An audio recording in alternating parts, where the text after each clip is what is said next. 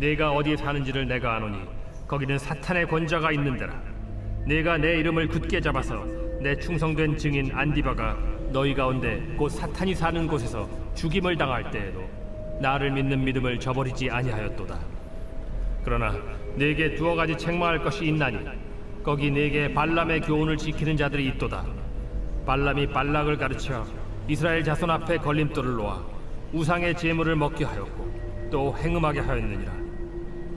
이와 같이 네게도 니골라 당의 교훈을 지키는 자들이 있도다. 그러므로 회개하라. 그리하지 아니하면 내가 네게 속히 가서 내 입의 검으로 그들과 싸우리라. 오늘 본문의 내용은 버가모 교회를 향한 예수님의 말씀입니다. 사탄의 권자가 있는 곳에서 사는 이 버가모 교회를 향해서 좌우에 날성검을 가지신 주님의 말씀이 전해집니다. 주님은 그들 중에 믿음을 저버리지 않은 충성된 증인이 있었음을 아시지만 악한 유혹에 넘어간 자들이 있다며 회개하라고 말씀하십니다. 이기는 사람에게는 주님이 감추셨던 만나와 또 흰 돌을 주실 것이라고 말씀하시는 내용이 오늘 본문의 내용입니다. 오늘 본문을 통해서 우리가 함께 살펴보고 싶은 것은 성도는 세상과 다르게 그것이 바로 거룩하게 사는 것이다 라는 것을 함께 보겠습니다. 먼저 오늘 본문에서 주님은 버가모 교회의 믿음을 칭찬하시는데요. 우리 13절 말씀 같이 읽겠습니다. 시작. 내가 어디에 사는지를 내가 아노니 거기는 사탄의 권자가 있는 데라. 내가 내 이름을 굳게 잡아서 내 충성된 증인 안디바가 너희 가운데 곧 사탄이 사는 곳에서 죽임을 당할 때에도 나를 믿는 믿음을 저버리지 아니하였도다. 버가모라는 지역이 어떤 지역인지 예수님께서 잘 알고 계시다고 말씀하시는 거예요. 거기는 사탄의 권자가 있는데 라고 말씀하시죠. 세번역 성경에서는 이 사탄의 권자, 이것을 사탄의 왕자가 있는 곳이라고 번역합니다. 그러니까 버가모 교회가 위치한 버가모가 어떤 곳인지를 우리가 예상해 볼 수 있는 것이죠. 사탄의 왕자가 있는 곳, 그러니까 사탄의 다스림과 사탄의 영향력 아래서 사람들이 사는 곳이다 라는 거예요. 실제로 버가모 지역에는요, 거대한 제우스 신전부터 시작해서 그 시대에 여러 우상들의 신전들이 있었다고 합니다. 또 요한계시록이 쓰여질 당시에는 어떤 시대였냐면 로마 황제가 자신을 숭배하게 하던 시대이기도 했어요. 그래서 황제에게 제물을 바치게 하는 황제를 위한 신전들도 굉장히 많았던 그런 도시죠. 그러니까 우상을 숭배하고 음행하는 것이 많은 도시가 바로 버가모였다라는 거예요. 하나님의 다스리심을 받기보다는 그냥 우상의 통치 아래, 사탄의 통치 아래 있는 그런 도시라고 할 수 있는 거죠.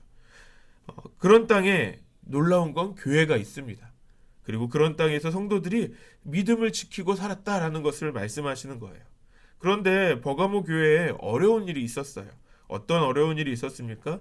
버가모 교회의 지도자인 안디바가 그 땅에서 죽임을 당했다라는 거예요. 사탄의 권자가 있는 버가모에서 즉 순교했다라는 것을 말하는 거죠. 사도행전 12장에 봐도 헤롯 왕이 요한의 형제 야고보를 죽이죠.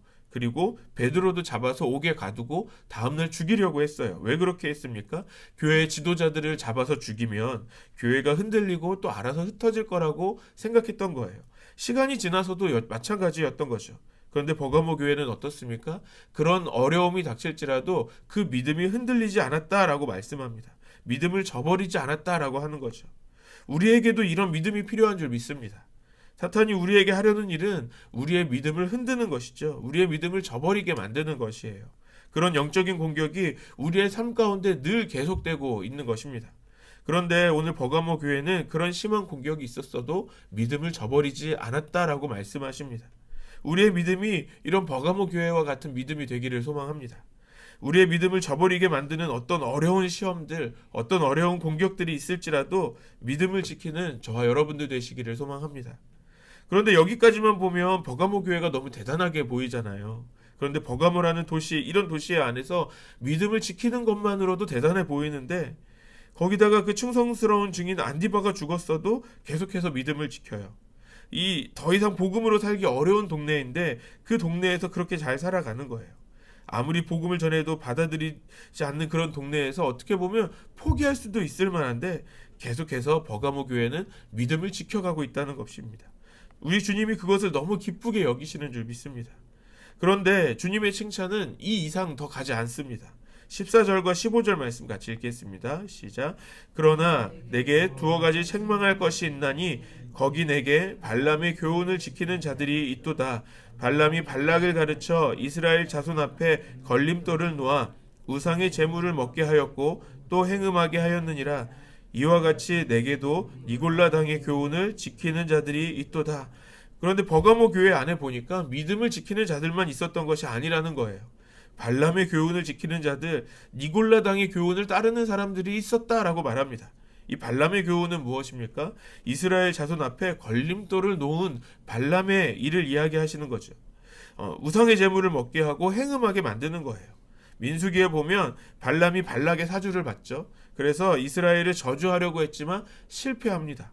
그래서 발람은 모압 왕 발락에게 이스라엘이 우상을 숭배하게 만들자라고 하는 거예요. 모압을 지나갈 때 우상의 제물을 먹게 하고 또 모압 여인들과 함께 행음하게 만들어서 하나님의 그 진노를 받게 하자라는 거예요. 그러면 하나님께서 이스라엘을 보호하시지 않을 거라는 거예요. 결국 어떻게 됩니까? 실제로 이스라엘 안에 그 모압 땅을 지나면서 우상의 제물을 먹고 또 행음하면서 우상 숭배를 하게 되죠. 결국 이스라엘 안에 연병이 발생하는 일들이 일어나게 됩니다. 그런데 버가모 교회가 있는 곳은 어떤 곳이라고 했습니까? 사탄의 권자, 왕자가 있는 곳이에요. 버가모 안에는 우상 숭배가 굉장히 자연스러운 삶의 문화인 거죠. 시장 안에서 판매되는 양식들은 어떤 것입니까? 우상이 제물로 쓰이는 것들이죠. 또 교회 주변의 많은 신전들 안에서 행음하는 일들이 버젓이 일어납니다. 성도인 우리들에게는 우상 숭배는 절대 따라가면 안 돼라는 것으로 우리는 알잖아요. 그런데 버가모 안에 사는 사람들은 어떻습니까? 너무 자연스러운 일인 거예요. 그냥 삶의 문화인 거죠. 우리가 상대성에 대해서 말할 때가 있잖아요. 내 주변에 사는 사람들이 다 앞을 못 보는 사람들이라고 한번 생각해 볼까요? 그런데 그 중에 나만 앞을 보는 사람이에요. 그러면 어떻습니까? 누가 이상한 사람인 거죠? 내가 이상한 사람이 되는 거죠. 그렇게 이 세상은 상대적으로 살아간다라고 이야기하지 않습니까? 그런데 우리 성도는 상대적으로 살아가는 사람들이 아닌 것입니다. 성도는 어떤 상황 안에서 주의 말씀으로 그 절대적인 기준을 갖고 살아가야 하는 것입니다. 버가모 교회에게 있었던 유혹이 그런 유혹이라는 겁니다. 먹는 것은 너무 당연한 것이고 행음하는 것은 버가모 지역 안에서 큰 문제가 없는 거예요. 그런 유혹이 이 버가모 교회에게 있었다라는 거죠. 그래서 발람이 이스라엘을 하나님의 저주 가운데 빠뜨린 것처럼 버가모 교회 성도들에게도 그 걸림돌이 늘 놓여 있었다라는 겁니다. 그것을 니골라 당이 교회에 들어와서 또 교훈으로 가르치고 또 있어요. 그래도 괜찮아. 여기 사람들 아무렇지도 않으니 그렇게 해도 아무 문제 없어 라는 말을 듣게 되는 거예요. 여기서 걸림돌로 번역된 헬라어 원어는 스칼달론이라는 단어인데요. 이 단어의 뜻은 사냥꾼들이 새나 삼짐승을 잡기 위해 쳐놓은 덫을 의미합니다. 죄는 우리를 넘어뜨리는 걸림돌이죠. 또 우리를 붙잡으려고 숨겨진 덫이라는 겁니다. 발람의 교훈이 걸림돌 덫이 되는 거죠. 버가모 지역 안에서 자연스러운 삶의 문화가 실제로는 우리의 삶의 걸림돌, 우리의 덫이 된다라는 겁니다. 왜 그런 문화가 걸림돌이 되고 덫이 될 수 있어요? 그것은 죄에 대한 명확한 기준을 갖지 않기 때문에 그런 것이죠. 좋은 게 좋은 거라고 생각하면서 살기 때문에 그런 거예요. 모두가 살아가는 삶의 방식이고 문화니 다 좋은 거야, 괜찮다라고 생각하는 거예요. 우리가 살아가는 이 현실 안에서 얼마나 많은 걸림돌과 덫이 있습니까? 직장에서 또는 친구들과 모일 때 자연스럽게 식사를 하다 보면 술자리가 벌어지는 거예요. 직장 상사나 친구가 이렇게 말하는 거죠. 딱 한 잔만 해. 분위기 맞춰 라고 얘기하는 거죠. 술 한 잔 한다고 믿음이 없어지냐? 괜찮아. 분위기 함께 가자 라고 얘기하면서 한 잔을 권할 때가 있는 거죠. 이런 생각을 갖는 성도들이 있어요. 나는 확실히 예수님을 믿고 있으니 이 정도야 괜찮아 라고 생각할지도 모르겠어요. 남들도 다 또 그렇게 얘기하지 않습니까? 남들도 다 불안하면 뭐 점쟁이 찾아가서 한번 점 보고 사주도 보고 뭐 그러는데 남들도 다 하는데 나도 그 정도 해도 괜찮아 라고 생각하는 거예요. 그런데 우리 주님은 뭐라고 말씀하십니까? 회개하라 라고 말씀하십니다. 16절 말씀 같이 읽겠습니다. 시작. 그러므로 회개하라. 그리하지 아니하면 내가 내게 속히 가서 내 입의 검으로 그들과 싸우리라. 회개하는 것은 후회가 아니죠. 돌이키는 것입니다. 방향을 바꿔야 한다라는 것이죠. 버가모 지역의 사람들, 그러니까 우상 숭배의 문화 안에서 있는 그 사람들 사이에서 올바른 방향을 잡고 주님께로 돌아가야 한다라는 겁니다. 우리도 마찬가지예요. 우리의 일상에서 너무 자연스럽게 죄의 길을 선택할 수도 있어요. 그렇게 되지 않도록 늘 우리의 방향을 올바로 정해야 하는 것이죠. 우리가 잘못된 방향으로 가고 있다면 우리가 그 즉시 회개하고 올바른 방향으로 바꿔야 하는 것입니다. 성도는 거룩하게 살아야 합니다. 그것은 구별되게 사는 것을 말하는 것이죠. 어떻게 할 수 있을까요? 아주 사소한 것 하나라도 우리가 성도답게 살아야 하는 겁니다. 세상과 다르게 살아가야 한다는 거예요. 세상이 볼 때 그렇게까지 신앙생활 할 필요 있냐라고 말할 수도 있어요. 그런데 여러분, 그렇게 하지 않으면 어떻게 된다고요? 우리에게 심판이 기다리고 있다라는 겁니다.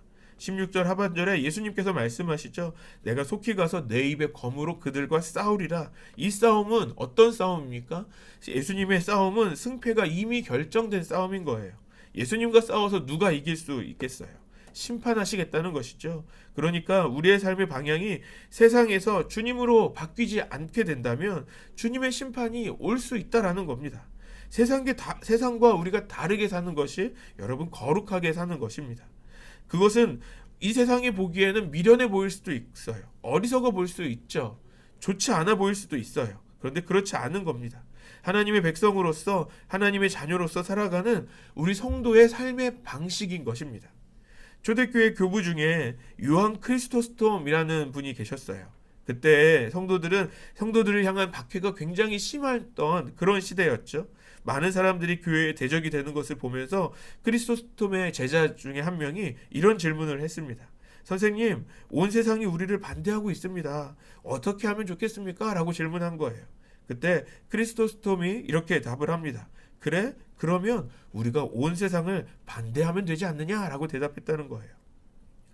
성도가 거룩하게 사는 것은 유별난 것이 아닙니다. 그것은 우리가 주님의 편에 서서 세상을 대적하면서 사는 것입니다.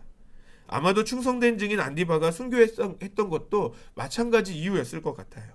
성도로서 이 세상의 문화를 거부하고 복음의 문화로만 살다가 결국에는 죽음을 당하게 된 것이죠.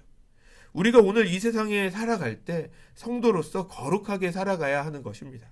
그것은 세상과 다르게 사는 것이죠.